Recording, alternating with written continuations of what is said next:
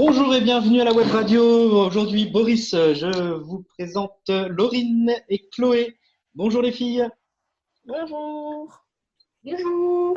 Aujourd'hui, nous allons parler un petit peu de l'actu et surtout du discours du Premier ministre parce que ça nous intéresse et on va essayer de faire un petit décryptage de ce qui a été dit et ce qui nous intéresse particulièrement au niveau du collège et au niveau des lycées. Alors, les filles, vous êtes au collège et au lycée. Est-ce que vous pouvez nous dire un petit peu, Laurine, toi, tu es en quelle classe et Chloé, tu es en quelle classe pour faire le point? Vas-y, Chloé, commence. D'accord. Moi, je suis en première au lycée général. Et moi, je suis en troisième au collège de Jordi. Alors, tiens, Chloé, je pense que les retours du Premier ministre au niveau du bac de français, au niveau de l'oral de français, est très intéressant. Je pense que tu peux peut-être nous apporter quelques informations. Donc, comme vous avez pu l'entendre par le discours, donc l'oral de français a été annulé, entre guillemets. Il se fait maintenant sous contrôle continu de la moyenne du premier et du deuxième trimestre. Et la moyenne sera arrondie au point supérieur.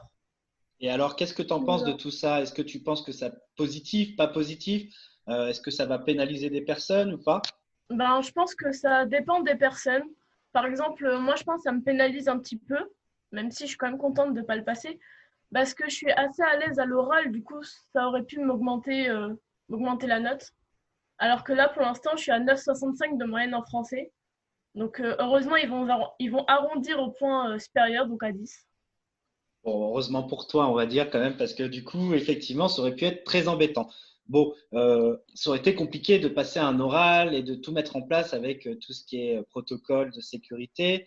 Du coup, Chloé, est-ce que du coup, tu anticipes un petit peu la reprise au lycée? Est-ce que tu as des questions par rapport peut-être aux capacités d'accueil, les choses comme ça?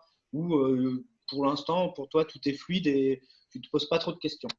Non, moi, ça va. Pour l'instant, tout est fluide. La seule question que je me pose, c'est est-ce qu'ils vont réouvrir la cantine et comment ça va se passer aussi pour les bus?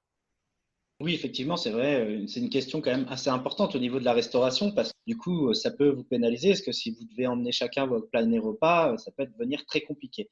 Au niveau du bus, je pense quand même que les transporteurs vont assurer le transport des élèves, mais avec des conditions et des particularités bien précises. Ensuite, ça va être compliqué au niveau des bus. Par exemple, à Conflans, il y a 2 bus et ils sont déjà blindés. Donc, s'ils doivent en mettre 5, ça va être assez compliqué pour savoir dans lequel on va monter. Oui, effectivement. Bon, je pense que ça va être un petit cafouillage au départ, mais à fur et à mesure, ils vont quand même mettre des choses en place et ça va bien se passer. Il faut penser au civisme et je pense l'intelligence de chacun pour que ça fonctionne bien.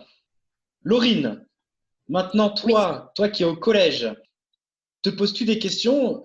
Vas-tu retourner au collège et dans quelles conditions?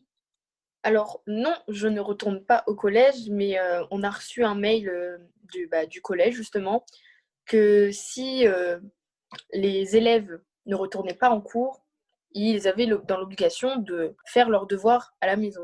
Ce que je fais, bien sûr.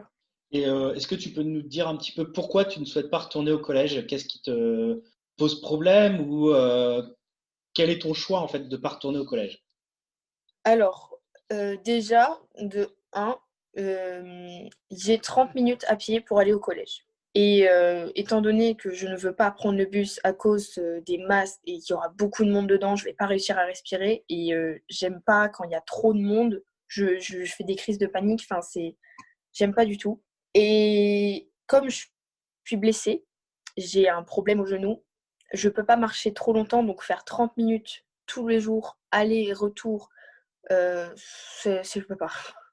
Oui, ça se comprend tout à fait. Et en sachant qu'en plus, au niveau de l'accueil des adolescents, si je ne me trompe pas, au niveau des collèges, il y a port du masque obligatoire. Oui, Donc, qui risque d'être compliqué en plus si tu as des problèmes au niveau de la suffocation et autres. Ce qui peut s'entendre. Bon, après, effectivement, s'il y a un suivi derrière au niveau des enseignants et que du coup, vous ayez quand même des devoirs à rendre, il y a quand même un intérêt de pouvoir associer le travail à la maison et la continuité scolaire. c'est ça. Du coup, merci d'avoir témoigné, les filles. Je trouve ça intéressant sur ce petit décryptage d'actualité qui est très court, mais en même temps, voilà, on voulait faire quelque chose de très court et que les gens puissent écouter, trouver de l'intérêt.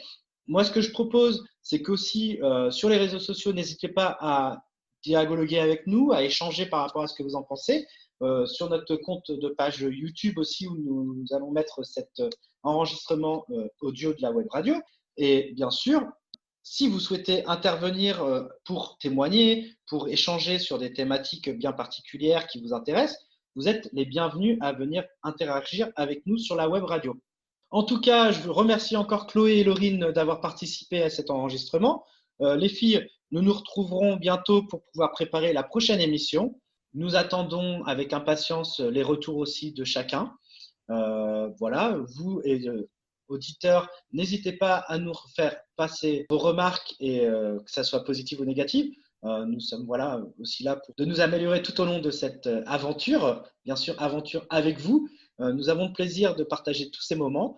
Je rappelle que cette web radio fait partie d'une web radio des centres sociaux meusiens, donc qui regroupe les centres sociaux de Kergomar, de Cité Verte et d'Étain.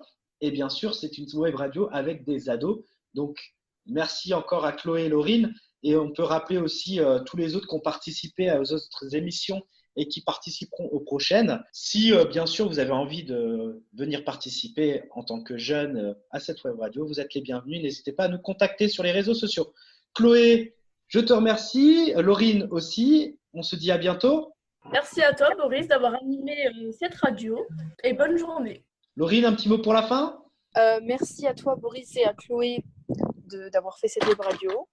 Et bonne journée. Eh bien, écoutez, sur ce, à très vite sur les ondes.